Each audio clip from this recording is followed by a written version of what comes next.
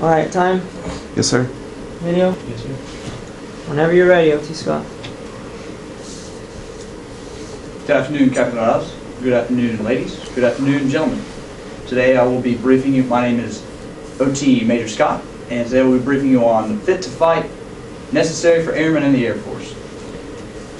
What we're going to do is going to get in here and let you know exactly what is fit to fight. You might be in the Air Force right now, active duty, going to officer training, and you might not be familiar with this term. It's very possible. So we're going to let you know what that is. We're going to let you know some health benefits of the Fit to Fight program.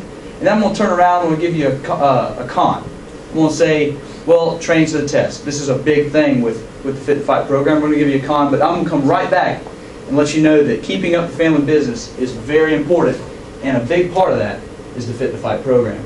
Let's hear it from the boss, the old Chief of Staff, General John P. Jumper. I'm going to read his quote directly for you. Please excuse me if I look at the screen, just so I can get this accurate. The amount of energy we devote to our fitness programs is not consistent with the growing demands of our warrior culture. It's time to change that. Warrior ethos. Going out to Blue Thunder last Thursday, going through, screaming as loud as we could, getting through that obstacle course, that is our warrior ethos. The higher-ups take this as a very, very important challenge to us, and this comes directly from the Air Force Link 2003 is where I got this quote. So, what is Fit to Fight? The standards for this program. Testable physical standards. I think we're all familiar with this at 5 o'clock this morning. They are male and female specific. They break it down that way, and then they also break it down according to age. The first category goes up to the age of 30, so either you're less than or equal to 30 years of age, and then it's broken down into categories from there.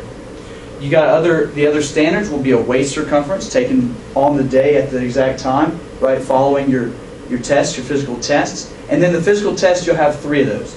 You'll have 1 minute of sit-ups, 1 minute of push-ups, and a 1.5 mile run that will be timed and put on a sliding scale to see how many points you're assessed for your time that you're done on that run. Okay.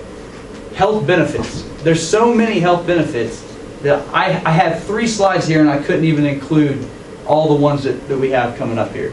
The health benefits of aerobic and anaerobic exercise are paramount to anyone's physical fitness levels. So, some of the things that we can gain from our aerobic exercise in particular, how about more blood in your body? Your body produces more blood when you have an aerobic fitness program that you do regularly. The volume of blood that your heart pumps in any given beat, that's enough. Again, it increases when you increase your aerobic exercise levels. It decreases triglycerides. It decreases blood pressure on those that have a high blood pressure and a problem with that. It increases the threshold of your muscles to hold and then release the lactic acid that builds up when you go through anaerobic exercise. Meaning, when I say anaerobic, let me clarify that. That is the workout that's not endurance-minded. It is weight training, being in there, being a gym rat. Some more right there. Improved glucose tolerance. Increased blood supply to the muscles. Very, very basic stuff here. I don't know if any of y'all have any biology backgrounds, but when you do exercise, it increases the amount of blood vessels that you actually have going to your muscles. The ones that you already have, it increases the size. It increases the volume of blood that's able to get to those muscles so they can work harder and work more efficiently to carry out the Air Force mission. Well, so we've heard some really good things. We've heard some really good things about the benefits to the body physically, why it's important to have this Fit to Fight program to test us and get us to attain these standards so that our bodies will be ready for any and everything that the Air Force throws at us. But what about that test? Training to the test. This is something that I have talked to a lot of Air Force prior personnel about, and it's something that might actually be going on here at OTS. Maybe not. Train to that test. Maybe not working out just specifically so that you can have a better physical standard overall, but maybe so that you can just pass that test and keep getting that paycheck. This is not specific to the Air Force in the Fit to Fight program. The FCAT is something that comes to mind for me because I'm a resident in Florida, always have been, until joining the Air Force. Now they're going to move me wherever. The FCAT program, the Florida Comprehensive Assessment Test, is something that's weighted very heavily in the school systems in Florida. You take this test a couple different times. You take it in middle school, you go ahead and take it again in 10th grade, and basically, if you don't pass this test, then you don't move up in grades. You don't graduate high school. We know how important graduating high school is to everything. So basically we have a test that's determining the ability of children to graduate high school and get jobs. So what's going on? On the big scale, the teachers are all teaching to the test. They're teaching you what you need to know to pass a test. They're not teaching you the basic 3 R's, the reading, writing, and arithmetic.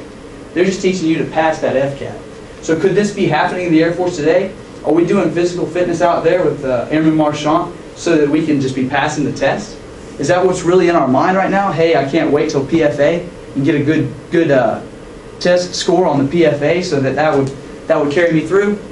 It's very possible. So once again, if you want any more information on the FCAT and how that can relate in the same way, fcat.fdldoe.org. A family business. Very important. Moving along to that last pro here. The family business of the Air Force. You could all quote it for me, but I'll just go ahead and say it. Blowing stuff up and killing people. That's what we're all about. We've heard it many times. We heard it on the first day here. We heard it on the second day here in lecture. In order to be able to go out and achieve the mission of the Air Force, we have to be fit. It has to be benefiting us in a way that we can be a deployable resource for the Air Force. We're being deployed in all kinds of situations these days, all kinds of harsh environments.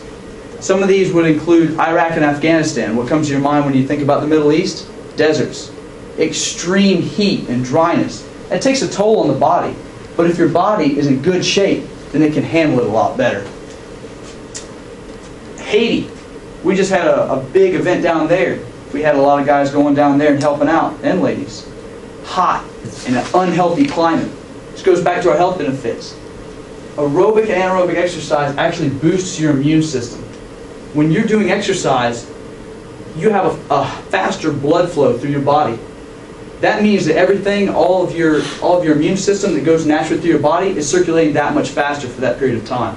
It does help your body. Korea, intense winters, same thing with Alaska, and maybe here in the United States. What about Montgomery, Alabama? We've all experienced some heat here, and let me just let you know, it's not going to be any better coming in the coming months. So we all tend to work long work days, 10, 12 hours. And in order to have that endurance, to be able to last that whole day and be that deployable resource that's beneficial to the Air Force, you need to be physically fit. So, to be physically fit and as happy as this gentleman you see here, you have to be fit to fight. This program is designed to increase the Air Force's ability to carry out its mission. The health benefits are unsurmountable. I can't even put enough on them in 2 or 3 slides. It would just take too much time to let you know that. So keeping up the family business is essential here, and the Fit to Fight program is a need for this Air Force. This concludes my presentation. Are there any questions?